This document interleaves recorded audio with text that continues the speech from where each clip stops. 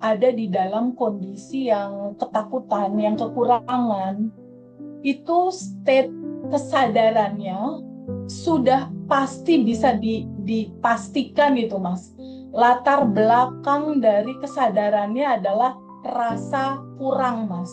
Ini setelah terbuka untuk menerima ini habit hariannya harus merasakan bahwa semua permasalahan hidupmu, bahwa semua hal-hal kendala yang terjadi dalam kehidupan kamu, izinkan kamu merasakan bahwa itu semua sudah selesai.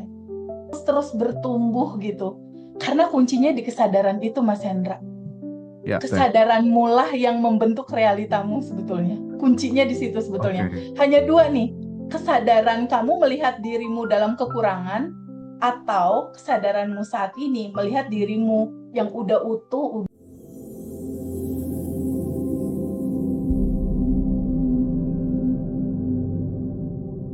Attitude dan etikabilitas seseorang itu, jika seseorang itu memiliki percaya diri yang bagus, memiliki rasa confident yang benar-benar tinggi gitu ya, self image yang bagus, citra diri yang bagus, itu tuh meskipun kelakuannya kayak apa aja, semesta terkadang nggak memandang itu gitu.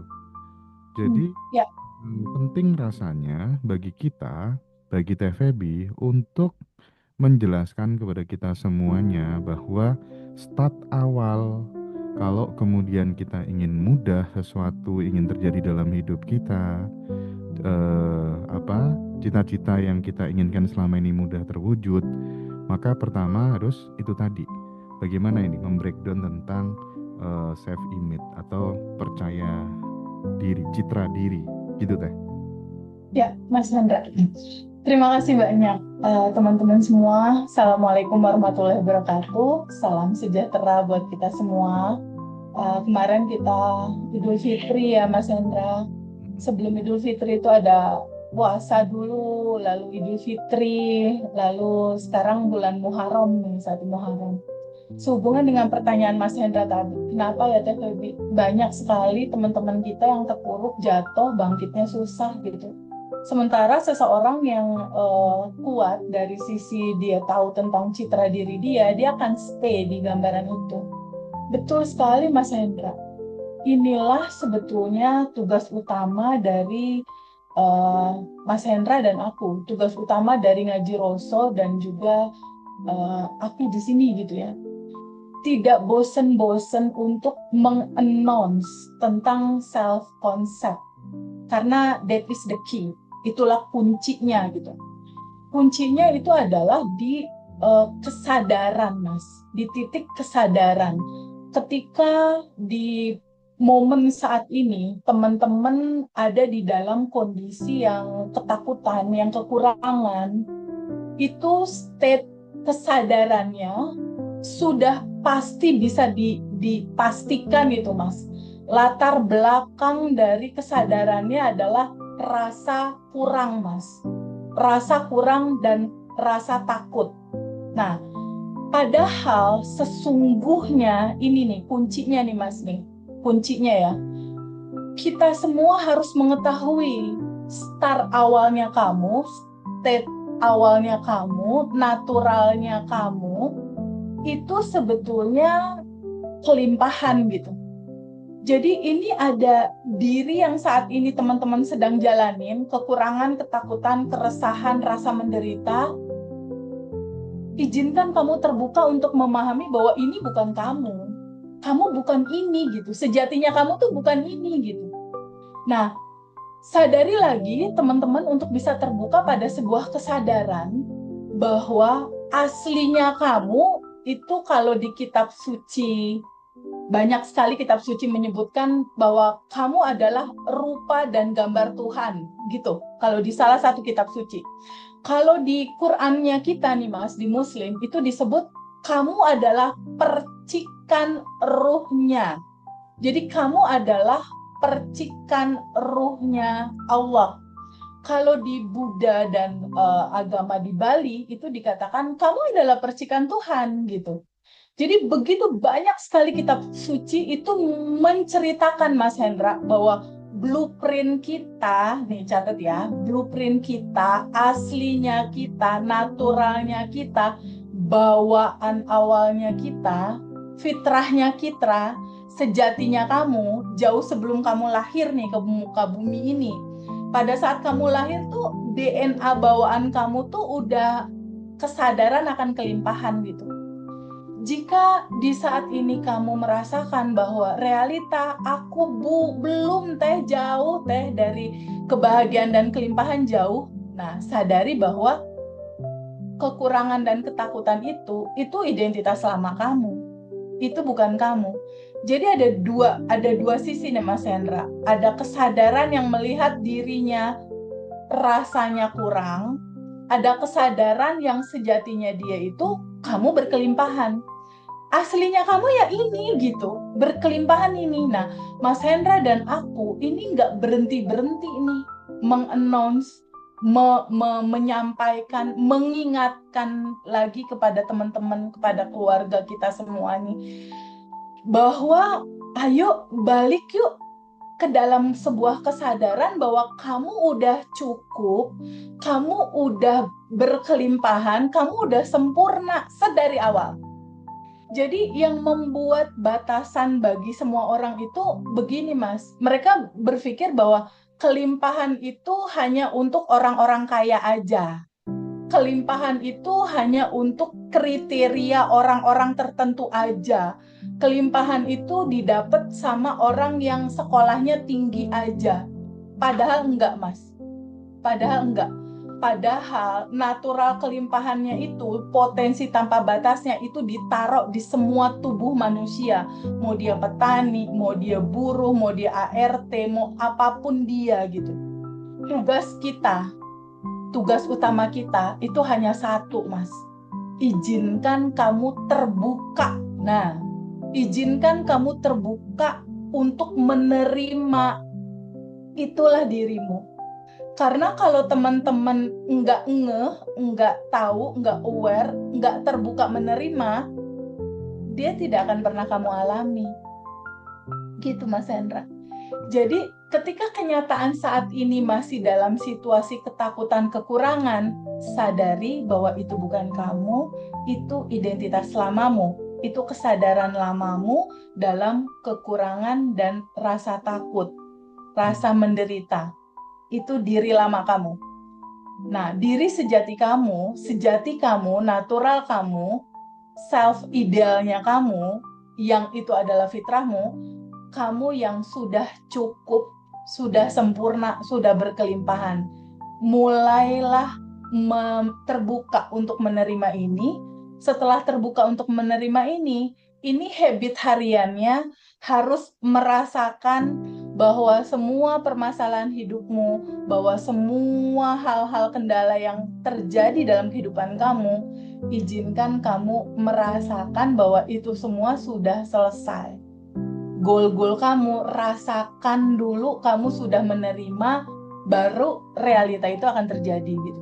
Jadi kesadaran akan sejatinya diri dia ini yang harus di-announce dari sekarang, Mas. Karena gini ya, kalau aku lihat polanya ya, kan ini hampir tiap hari kita nerima testimoni teman-teman ya Mas Hendra ya. Yang dari 24 tahun dia pengen menikah nih, yang terakhir kemarin yang aku kasih ke Mas Hendra nih. 24 tahun dia menunggu ingin bisa menikah, tapi nggak pernah dapet. Sekali dia jatuh cinta kepada orang yang sudah punya pasangan. Sekalinya dia suka sama yang selalu nggak tepat. Sekalinya ada orang suka, dianya nggak suka. Jadi ini selama 24 tahun dia menunggu. Dan dia menikah di umur 48 tahun, Mas Hendra. Dan itu caranya hanya dengan yang barusan. Dia menyadari ada identitas lama dia nih yang rasanya takut menikah, rasanya aku nggak layak, rasanya umurku udah segini apa bisa. Kan itu limitasi semua tuh Mas, membatasi semua kan. Padahal aslinya dia kan yang tanpa batas. kemarin itu Hera alumni yang menikah di bulan Ramadan itu di testimoni terbaru kita yang jodoh itu dia ikut ngaji Roso apa namanya retreat. Ya. Dia ikut retreat pada saat ada kelas offline Jakarta dia ikut juga. Ada kelas quantum alignment dia ikut juga gitu Mas. Jadi sampai pada akhirnya dia ngejar kita kan di Jakarta waktu itu. Terus aku cuma kasih tahu ke Hera gini, nih aku spill sedikit ya tentang 3 buku Mas Hendra. Jadi Hera ini akhirnya memulai itu semua dari 3 buku itu Mas. Oke. Dari buku Goals, dari buku Asumsi, dan dari buku Syukur. Aku hanya menyuruh dia untuk konsentrasi ke 3 buku ini aja dia tulis. Jadi dia menulis ulang tuh Mas, menulis ulang kriteria jodoh dia tulis ulang. Tapi yang paling penting yang dia tulis ulang adalah identitas barunya dia. Oke. Jadi identitas lama yang ketakutan, yang aduh umur 48 tahun mungkin nggak ya menikah, itu kuat sekali tuh di dia. Nah rasa nggak layak ini yang bikin dia nggak nikah-nikah. Sampai pada akhirnya aku bilang, ini identitas lama mau dipegangin terus atau izinkan kamu pindah ke identitas baru gitu. Di situ tuh dia mulai bikin identitas baru. Aku adalah Hera yang cantik, yang beruntung, yang berkelimpahan, yang sudah menikah di 2026. Akhirnya tiap malam di 5 menit sebelum tidur kan tenang hati Mas Hendra. Karena gini Mas Hendra, kenapa aku ngasih materi tapi aku masih terus seneng sekali gitu loh ikut kelas Gise Michael, ikut kelasnya apa namanya yang rilis segala macam itu masih aku selalu ikutin update-nya. Karena gini Mas, kesadaran itu bertumbuh. Oke. Jadi kesadaran itu terus bertumbuh gitu. Karena kuncinya di kesadaran itu Mas Hendra. Ya, kesadaranmu lah yang membentuk realitamu sebetulnya. Kuncinya di situ sebetulnya. Hanya 2 nih. Kesadaran kamu melihat dirimu dalam kekurangan atau kesadaranmu saat ini melihat dirimu yang udah utuh, udah sempurna, udah cukup, udah berkelimpahan. Itu beda Mas hasilnya. Kuncinya Jadi, itu tuh pertanyaan Mas Hendra. Kalau dari penjelasannya Teteh tadi, ya kan, semuanya dimulai dari kesadaran bahwa kalau misalnya masih ada sahabat-sahabat yang sekarang masih merasa nggak layak, ya, terus kemudian merasa, aduh kayaknya aku nggak pantas deh dapet jodoh, nggak pantas deh aku kayaknya bisa apa tuh namanya membahagiakan orang tuaku karena ya itu kan Teh Feby, itu kan Mas Hendra, dia sekolah, dia ketemu banyak orang dan lain sebagainya. Kayaknya selain misalnya nih Teh, misalnya kalau mereka misalnya mau ikut kelas kan belum bisa daftar misalnya karena berbagai macam sebab gitu. Yang bisa Teteh lakukan dulu sebelum mengenal ini semuanya gitu. Untuk kemudian mewujudkan, memoles rasa layak, rasa pantas, aku bisa kok. Aku nanti pasti yakin bisa percaya utuh terhadap apa yang belum terjadi gitu. Apa sih yang bisa di-share sama Teteh gitu? Karena sebenarnya aku tuh meyakini bahwa setiap orang itu menjadi guru buat dirinya sendiri gitu. Tugasnya kita semuanya Teh Feby itu kan cuman memfasilitasi aja sebagai fasilitator aja sama supaya reminder aja. supaya teman-teman menemukan potensi terbesarnya gitu. Ya, ini kan bagaikan raksasa yang sedang tidur, cuman belum ada yang ngebangunin aja kan, kurang lebihnya kan begitu gitu. Nah, gimana Teteh bisa share pengalamannya ini supaya teman-teman yang belum bisa join kelas itu tuh bisa menerima manfaat yang besar dari konten ini gitu. Ya, intinya gini Mas Hendra. Aku pernah dalam posisi itu gitu. Belum, kelimpahan itu belum. Rumah masih ngontrak. Income saat itu juga cuma 5-10 juta per bulan itu dari bisnis-bisnis. Karena waktu itu aku punya anak, melahirkan, aku nggak kerja lagi, kecuali ngejalanin bisnis-bisnis aja. Intinya bukan income yang tiap bulan pasti masuk gitu. Jadi hari-hari penuh doa. Saat itu ada PR 1,3 miliar, kontrakan habis, listrik bunyi gitu ya, beras habis, pampers anak habis, susu anak juga susah nih duitnya dari mana. Aku lakukan apa pada saat momen yang rumah aja nggak punya, motor aja nggak punya saat itu Mas. Nggak punya motor aku, apalagi mobil. Oke. Apa yang aku lakukan? Di titik yang punya rumah kontrakan udah nelfon, ibu kalau ibu nggak bayar di 14 hari ke depan, mohon dikosongin gitu. Itu beneran Sementara tuh. aku bilang, ya Allah Mas Hendra, itu kisah nyata. Oh, berarti dirimu lebih menderita daripada aku ya. Yes. Dan saat itu aku single parent. Iya, ya Dan saat ampun. itu aku lagi hamil. Lagi hamil 7 bulan. Aduh. Terus terus. Kemarin itu aku ngelihat channel YouTube mana gitu, Mas, yang ngulas ini fenomena teh Feby di mana-mana. Dia nyeritain tentang kenapa sih ini terjadi fenomena yang dahsyat sekali. Ntar linknya aku kirim kamu ya. Jadi orang itu benar dia bilang bahwa teh Feby ini seumur hidupnya itu mengalami satu fase yang nggak dialami sama banyak orang sih. Memang nggak dialami, gimana bisa dialami? 2019 aku hamil 7 bulan, PR 1,3 miliar, nggak ada suami waktu itu. Lalu rumah kontrakan habis, lalu kerjaan juga nggak ada. 7 sisi kehidupan nih Mas. Pertama utang 1,3, lalu kontrakan rumah nggak ada, mobil nggak ada, apalagi motor, income nggak ada. Income tuh 5 juta tuh yang ya mesti jam 11 malam, jam 12 malam pulang meeting gitulah. Bisa jadi, bisa terjadi, bisa enggak, itu bisnis kan. Lalu saat itu aku geret maksudnya ya gimana nggak asam lambung ya. Nyari uang 5 juta aja itu harus keringetan sampai malam, apalagi ngebayangin harus ganti uang 1,3 miliar. Itu kondisiku, posisi lagi hamil, dan posisi saat itu kontrakan rumah lagi dikejar-kejar untuk bayar. Waktu itu kontrakan rumahku 45 juta per tahun, 45 juta per tahun. Jadi income-nya cuma 5-10 juta per bulan, kontrakan rumah 45 juta udah ngejar-ngejar, ini PR 1,3 miliar harus beres, dan itu pressure banget itu yang nagih saat itu sama aku, karena sebetulnya itu PR aku sama kakak aku yang di Amerika ya. Tapi kakak aku kan di Amerika, Mas. Yang dikejar-kejar kan aku yang di Indonesia. Iya. Itu sakit perutnya dalam posisi hamil. Anak aku yang aku hamil tuh Adam tuh, yang laki-laki yang kemarin kamu ketemu. Itu Adam di dalam kandungan, itu luar biasa sekali itu. Lalu apa yang aku lakukan sampai pada akhirnya di titik sekarang aku seperti ini gitu.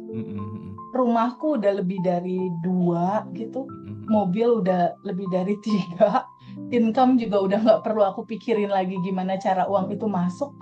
Mulainya dari mana gitu? Satu, Mas Hendra, prasangka baik sama Allah di atas rata-rata. Jadi di titik aku nangis yang istilahnya, ya Allah ini bayar 1,3 miliar dari mana uangnya? Kalau kata istilah mau lebaran mah udah nggak tahu, nggak kelihatan hilalnya, Mas Hendra. Ini tanda-tandanya.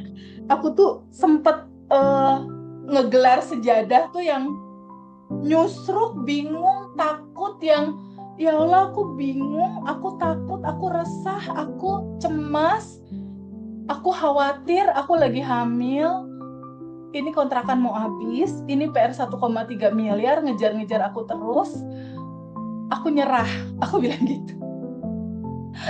Ya Allah, aku nyerah gitu. Karena kebetulan ya Mas, pada saat itu aku udah belajar kemana-mana. Segila itu aku ikut kelas kesana kemari. Terus aku udah jalanin semua apa kata agama ngajarin aku. Sholat di awal waktu, puasa dari mulai Senin Kamis sampai Daud selama setahun, nggak beres juga itu PR Mas. Lalu udah puasa, udah sedekah dari mulai sedekah subuh, sedekah ekstrim ya. Sedekah itu enggak juga. Lalu sholawat dari mulai sholawat 1.000 sampai 10.000 itu enggak juga. Lalu aku harus lakukan apa lagi? Sholat tahajud setiap hari enggak beres juga itu. Tapi bukan berarti semua urutan itu enggak ada artinya, bukan Mas. Itu pasal-pasal pondasi ternyata. Tapi pecahnya di mana? Pecahnya di sebuah kesadaran. Di sebuah kesadaran yang pada akhirnya aku mulai geser prasangka baik pada Allah di atas rata-rata. Ya. Itu yang aku taruh di atas. Aku bilang gini, aku kan punya Allah. Aku kan punya Allah yang maha besar. Kalau Allah yang maha besar, masalahku kecil. Gitu. Aku punya Allah yang maha kaya, punya Allah yang berkelimpahan tanpa batas. Ini kalau rezeki dari Allah diambil untuk ngeberesin PR-PR aku, nggak akan berkurang itu kekayaan itu gitu. Jadi start awal dari mana teh, ketika kalau aku 7 sisi kehidupan nih nyusruk semua. Sampai pada satu sisi aku pernah sakit perut yang diare tuh hampir 2 minggu itu nggak beres-beres saking stresnya, Mas. Mama aku aja sampai sakit stroke sih saat itu. Lihat anaknya kasihan, ya hamil ya bingung ya nggak ada pasangan gitu. Nah, mengawalinya dari situ, dari prasangka baik pada Allah di atas rata-rata. Setelah itu aku ketemu materinya Albert Einstein, kuantum jam. Aku ketemu materi hukum relativitas yang waktu itu sempat dibahas sama Mas Hendra dan Mas Arif RH. Yang ketika ada satu kondisi, kalau nggak diperhatiin dia diem, pada saat diperhatiin dia tergantung tuh dari perhatian itu.